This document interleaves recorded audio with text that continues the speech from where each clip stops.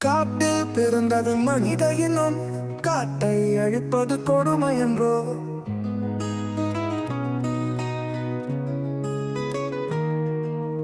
காட்டில் பிறந்தது மனித இனம், காட்டை அழிப்பது கொடுமை என்றோ.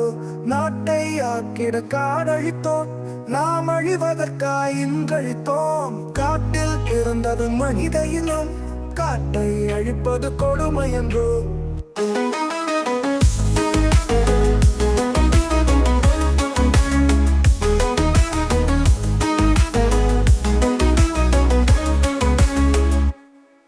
உணவும் உடையும் வீடுகளும் புவந்தே தழுவது காடாகும் மணலா.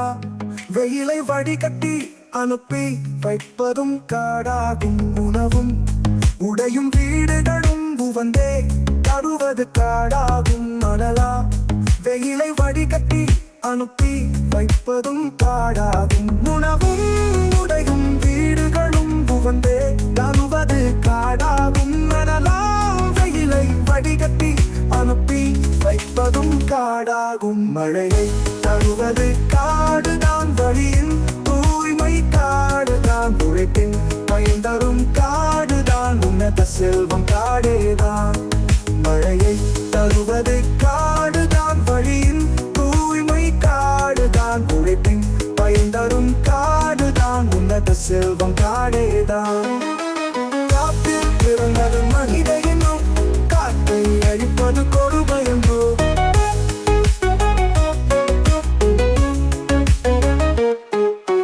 வீடு, பள்ளி, அலுவலகம், வெளிகள், சாலைகள் எங்கனுமே தெடி மரங்களை நாம் நடுவோம், சிரமம் குறையும் மரங்களினால்.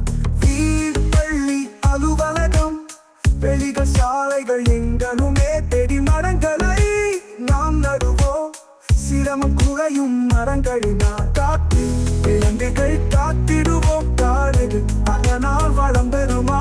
நாட்டு வளமெனில் காட்டு வளம் நன்றா இருந்தால்தான் சிறக்கும். காட்டில் பிறந்தது மனித இனம், காட்டை அழிப்பது கொடுமை என்றோ.